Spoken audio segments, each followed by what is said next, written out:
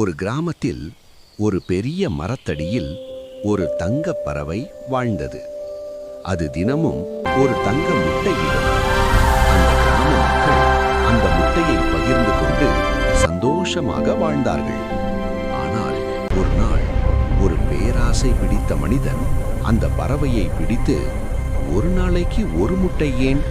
இதன் உள்ளே நிறைய தங்கம் இருக்கும் அல்லவா? ஒரே நாளில் எல்லாம் எடுத்து விடலாம் என்று நினைத்து அந்த பறவையை கொன்றுவிட்டான். ஆனால் உள்ளே ஒரு தங்கம் கூட இல்லை. பறவையும் போனது, முட்டையும் போனது, கிராமத்தின் மகிழ்ச்சியும் போனது. அதன் பிறகு மரம் வறண்டது, நிலம் வெடித்தது, மக்கள் வறுமையில் விழுந்தார்கள். பின்னர் ஒரு மூத்தவர் சொன்னார், பேராசை நம்மை அழிச்சிட்டது. இயற்கையையும் வரத்தையும் பாதுகாக்கலன்னா வாழ்க்கை போயிடும்.